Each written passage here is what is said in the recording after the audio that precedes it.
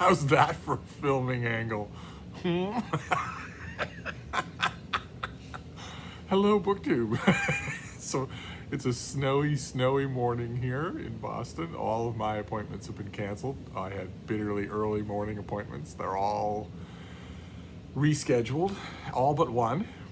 And one allowed me to, forced me to go out and about before the storm actually started. The storm has now started, so places are closing up.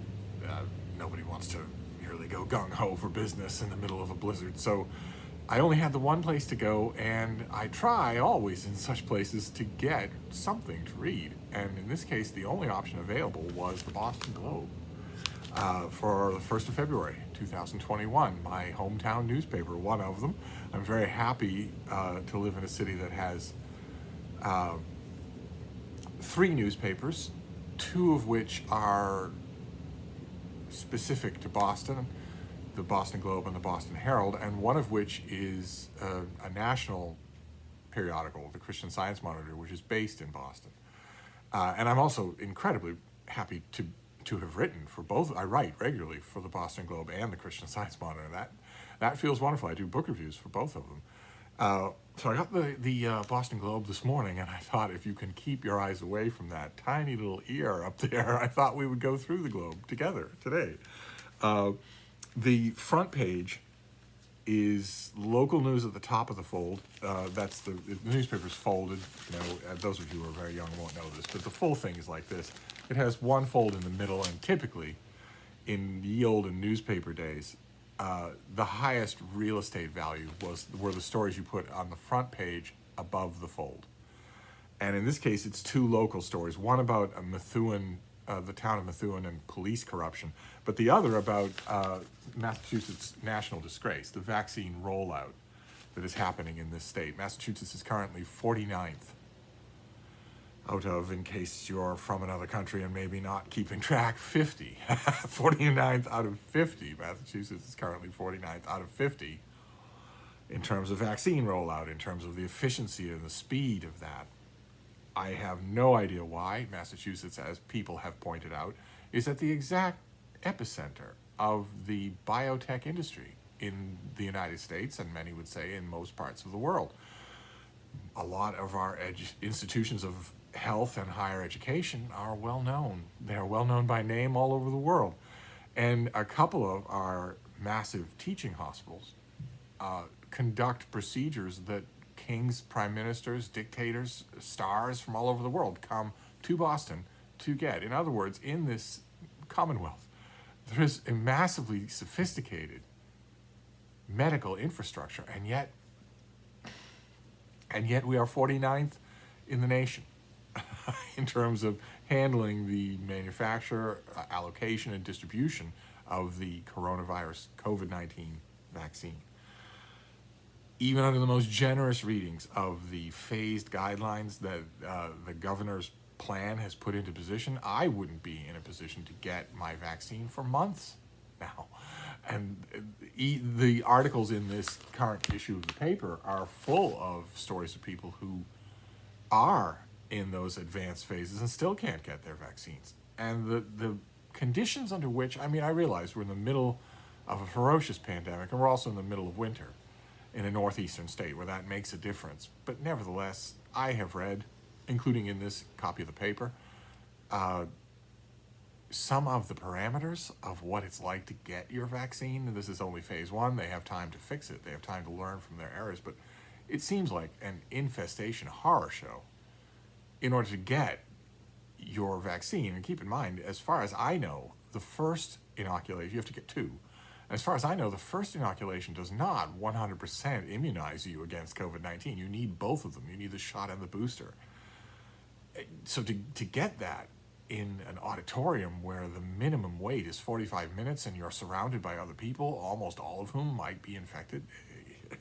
Anyway, that is the theme running throughout this, and that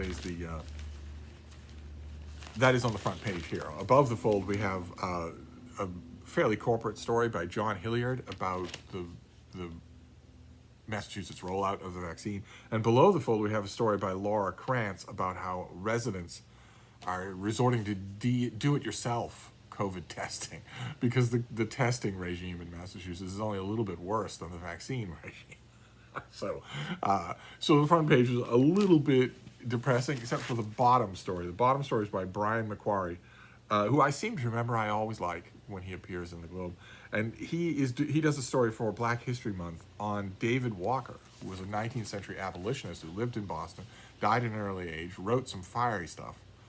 And a group of activists are trying to get him remembered, to get him memorialized. Of course, the major traces of his physical existence were, like so much else that was of value, demolished to make way for Boston's Panglossian eyesore of a city hall. If these pandemic conditions ever change and you are free to come to Boston and walk around with me, that's the ideal portrait, at least in my own mind, I will be happy to spare you a 20-minute rant about that city hall. Feel free to Google it. You won't believe your eyes. I should warn you ahead of time. If you Google Boston City Hall, and you won't believe what you see is actually a working building. And if you're really a glutton for punishment, feel free to search around on the Google images to get a big picture. Because it's not just the building that is unbelievably brutalism ugly and dysfunctional. It's also the environs, to add insult to injury, when the Boston City Commission tore down Scully Square, a vibrant local community full of homes and businesses and bookstores. In order to make City Hall, they added insult to injury by leaving most of the area around the eyesore building as just this windswept, ugly concrete canyon. As if to rub it in, to say, yeah, we took your buildings by eminent domain, we tore them all down over your protests, and we didn't put up anything in their place. It's not even a parking lot. A parking lot serves a function. It's just a big paved open space, just a huge FU to the people of Scully Square. But anyway, if we move on in the paper, I promise I won't make this long. I won't let this take forever like some of our newspaper tours have been. Most of the stories in here at the beginning, in the first section of the paper, most of them deal with either the troubles of the incoming Biden administration or with the troubles of Boston's COVID response. Here's the little bean. She now knows that it's snowing outside. It wasn't when we went out for our first trip, but now it is, and she knows it is, and that's making her. I have suggested a couple of times that maybe we want to go outsy poo, and it's not getting met with a good reception. But then again, snow or no snow, I don't know if you can tell from this new filming angle, but she is ensconced on an incredibly battered, comfortable old couch surrounded by pillows and blankets. I'm not sure that anyone would want to leave under those circumstances. But anyway, the second section of the paper is the Metro section, like a lot of old school print newspapers. The second section is for more local news. Even though there's a local slant to the front section, it's also international and national news.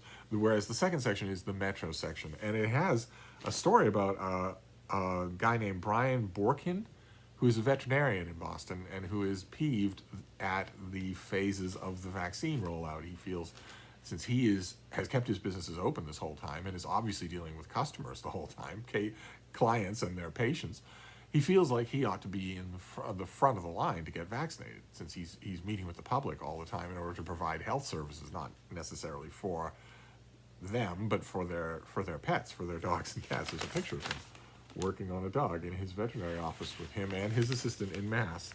And that was touching in a way. I liked it. I haven't been able to think about such things really because I'm so far down the list. So most of the people that I know are so far down the list. The ordinary people in Boston will not be able to get vaccinated until the middle of summer. So what difference does it make, really? But there's a development in here in the Metro section. It's not new. It's something that it bugs me, which is full-page color advertisements that are intentionally mocked up to look like a story. So you've got one story here about electric cars. And then the bottom half of this page, yes, it says paid advertisement, but not very prominently. It's about male diapers. And it's got pictures, and it's laid out in columns. You could easily be fooled into thinking that it was the news, and that bugs me. That bugs me. Because even if you're not fooled, you're still seeing it in context of the news. And that something about that bothers me. And then the back of the Metro section is something new that I haven't noticed before, called the Comfort Zone, that deals with TikTok star and City on a Hill, a TV show starring Kevin Bacon about Boston, and that may be, for the Monday edition of the paper, that may be the art section. It may be as close as we get to the art section. Then we have the sports section. Hugely popular in Boston. Boston is, of course, New England, but let's say Boston is, of course, home to 4 major sports franchises. The Bruins, the Celtics, the Red Sox, and the New England Patriots, who say New England, but they are their corporate headquarters are in Boston. So that's 4 major sports events here. Unfortunately, though, despite how major they are, they don't interest me in the slightest. So I largely went by what I'm sure is a lot of first-rate reporting. I have worked in newspapers before many times in my life, and I've known the sports dudes in every conceivable capacity, and I know they put a lot of time and effort, and often are wonderful writers. But I wouldn't know what they were talking about, so I moved straight ahead from the front of the sports section to the back of the sports section, which is colloquially known as the Irish racing pages, in other words, the obituaries. And I found 2 that were of interest. One is Joe Sonnabend. That's him. Who was a pioneer in understanding what AIDS was. He was a doctor to gay patients, and they were starting to come in with symptoms of a weird kind of pneumonia that wasn't acting normal and that wasn't presenting anywhere else, and he wanted to be involved. He wanted to be involved in trying to figure out what it is and trying to figure out how to treat it. And in the process, he wasn't met all that well. His efforts weren't met all that well in the medical community, most especially because of a brief guide written by, I believe, these 2 other men in this photo, maybe with other hands involved, that he was associated with, that tried to teach gay men how they could still have rampant Fire Island sex while in the middle of a pandemic that was clearly largely transmitted by gay sex. And the pamphlet, it was a little incendiary. I think it was a little bit meant to be. It was meant to catch attention. But the point that Sonnabend got grief about for that pamphlet was that it explicitly linked behavior with medical outcomes. The pamphlet said, it's not you, it's your behavior. If you can have the same number of lovers, but you wear protection, well, then you'll be protecting yourself from the ways we know this virus transmits. And a lot of people, even in the medical community, didn't like that. They didn't like what we now take for granted as a link between behavior and virological outcomes and whatnot. And of course, the 2 are connected. It's a little bit difficult to explain because you'd have to go back to the time period when a lot of knee-jerk people, even people who consider themselves reasonable, morally reasonable in America, were looking at the initial reports about AIDS and saying, well, this looks like a punishment.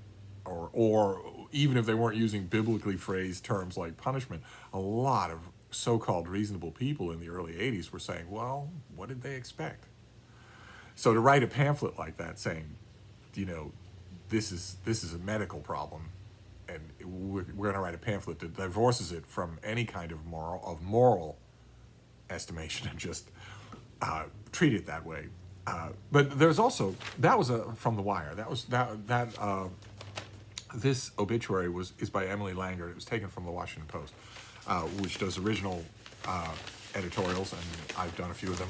I've written a few editorials for the Post. They do a heavy amount of research. They do a heavy amount of crafting and rewriting.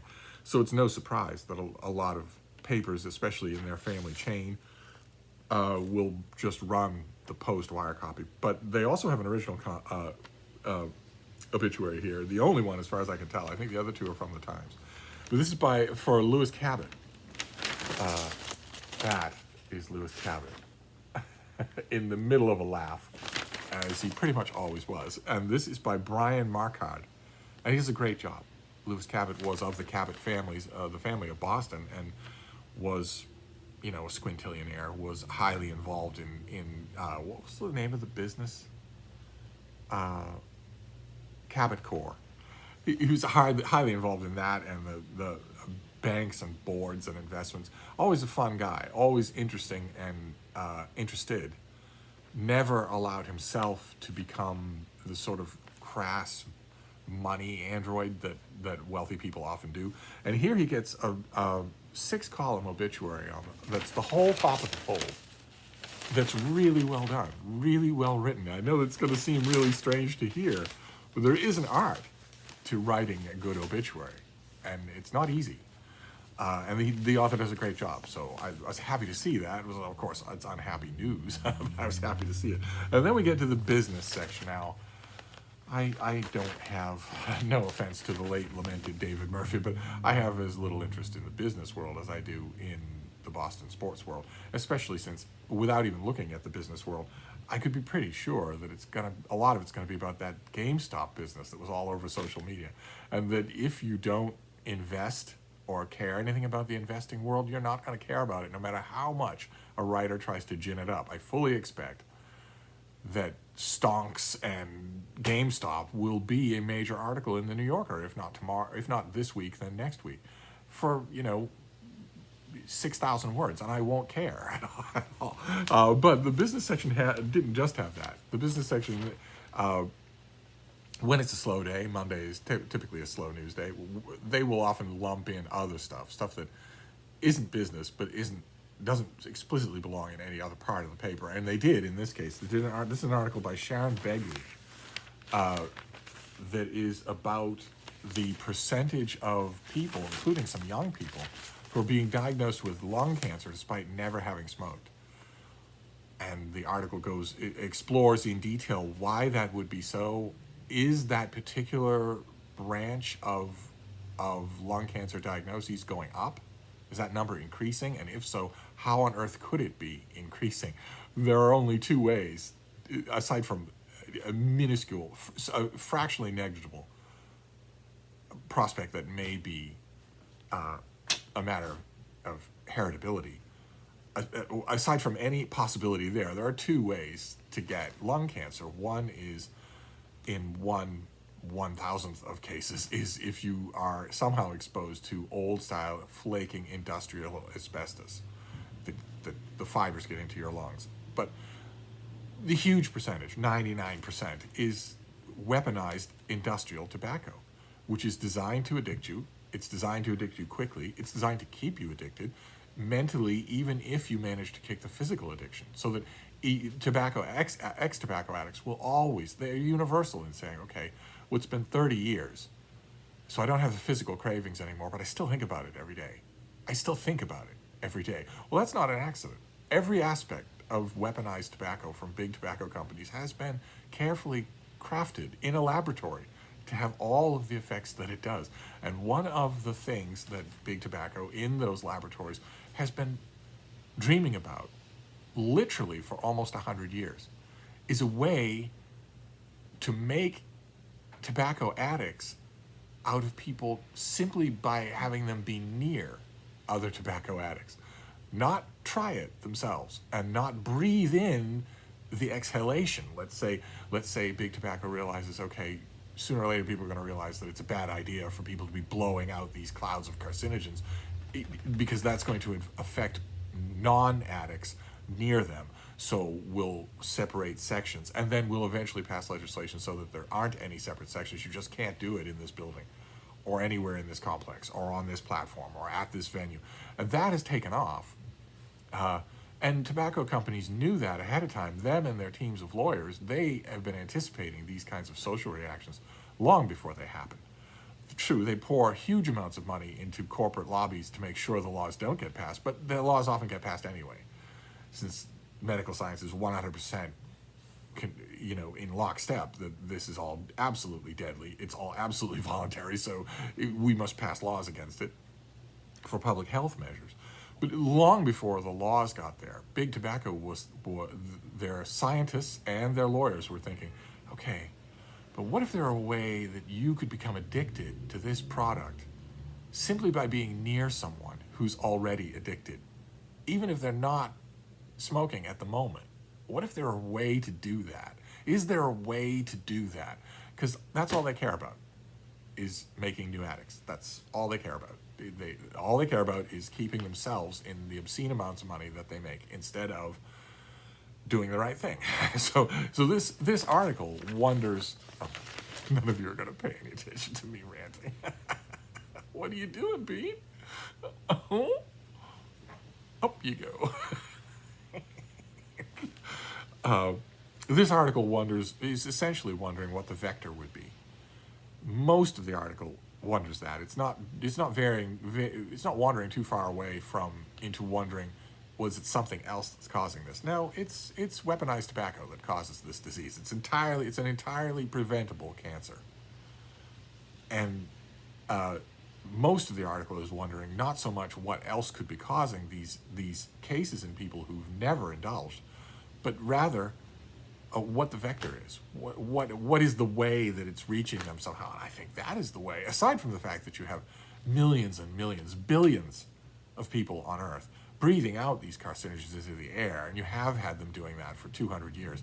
That has an effect, I'd be willing to bet. But in addition to that, you have addicts all around you all day long. And the fact that they are inside, and so they're legally prevented from blowing out clouds of carcinogens around you, might not mean they aren't emitting those carcinogens anyway. Certainly, anecdotally, informally, you know that a variation of that is true. If you've ever, for instance, had a big meal with a couple of tobacco addicts, the trigger, that is one of the many, many triggers to make them yearn to re-up their habit.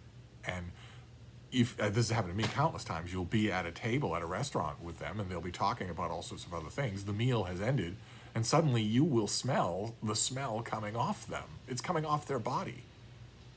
And that is a way for you to know that their physiology is they are yearning in that moment to go out into some dank rat-infested alley and inhale carcinogens. They're yearning for it. Well, that's not telepathy. You're able to smell that because chemicals are coming off their body.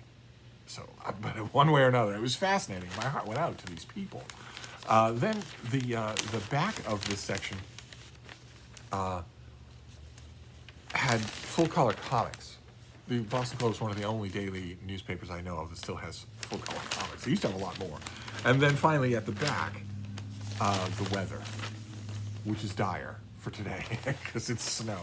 The prediction is for snow all day, all night, and probably a lot of tomorrow. I have no right to complain, of course, since northern latitudes up in northern Massachusetts and in Vermont will be getting a lot more. And it looks like, from the shape of the storm, New York might be getting more than anybody. Washington's version of this storm kind of fizzled out, from what I gather. But it looks like New York might get hit really hard, harder even than the more northern parts of New England. And that is it. That is the Boston Globe for the day that was. Monday, the 1st of February, where I don't ordinarily buy the Globe. I ordinarily read a lot of it online, but in this particular case, I was in a place where there was only the one option. It reinforces the belief that I've held for years now, which is that shops of all kinds really ought to bring back those metal spinner racks of paperback books. They really ought to. I feel certain that the outlay for the spinner rack and then the monthly box of books would be paid for by the stuff that you would sell. I feel certain of that. The place where I had this appointment first thing this morning would certainly have had one of those once upon a time, until someone convinced them that it wasn't worth their while.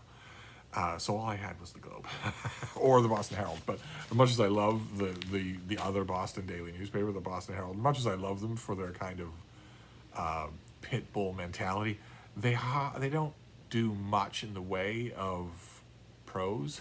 They don't do much in the way of complex sentences. They're mostly about exclamation points. They're that kind of a newspaper, so they can be enormously fun to read, but you feel so cheated if you buy a copy. So I didn't. So that's it. That is the Boston Globe for today. I just thought I'd go over it with you because I'd be willing to bet that there will be no mail today. And I know it's a sacred duty. I know it's right there in the postman's oath. But I'd be willing to bet there'll be no deliveries of any kind. Maybe Amazon, but No USPS truck, no on-foot mail deliver, no UPS, no FedEx. I'd be willing to bet that's true. So this might be the only new written material that we talk about today. But anyway, I'm going to wrap this up for now, but I'll be back. This is the first of what I expect will be many, many new filming angles and locations, because I got a new piece of technology. I got a new stand. Stand is the wrong word. It's a thing for filming on the iPad. There's a clamp that you can put on any kind of wood, of edged surface, so the edge of a table, the edge of a chair, something like that. Then there's a huge, thick gooseneck wire that can be bent and shaped into any position that you want. And then at the end of that, there's an extension that's far more delicate and far more manipulable, with a bracket that fits the iPad, which is where my iPad is right now. Under the tech update idea that the only thing since my iPhone does not work as a phone, has not worked as a phone in forever, and since I apparently can only get that corrected by going to an actual iPhone store and having somebody fix it. I have tried infinitely to do any kind of version online or myself, or the thing is a brick. It won't let me dial out, even to the service provider of the manufacturer of the phone. It won't let me do anything. And that made me think, well, okay, so you've got a cell phone that you're only using to record videos. That's all. So and I rebel against the idea of having a piece of technology that only does one thing. That drives me nuts. It just drives me nuts. Then I thought, well, okay, the camera on your iPad is new, so the camera on your iPad is going to be just as good as the camera on your phone. The microphone's going to be just as good. It's essentially a huge iPhone, so the mechanism of recording and then uploading to YouTube will be the same. The only thing that's missing is a tripod of some kind, and the little tripod that I have for the iPhone doesn't extend enough to grip an iPad. So then I thought, well, okay, look around online and see what there is for a filming stand for an iPad. And there were tripods of all kinds and desk tripods of all kinds, but there was also this thing. I can't show it to you, of course, but there was this big snaky thing, and I took a chance on getting it. And it works like a charm, and I have only scratched the surface of what it can do, because it can clamp onto anything, and it can move in any direction. So who knows what kind of filming angles we will see. You are all my guinea pigs. But for now, we're gonna wrap it up with just the news. And if I get any mail, you'll be the first to know. Thank you, BookTube.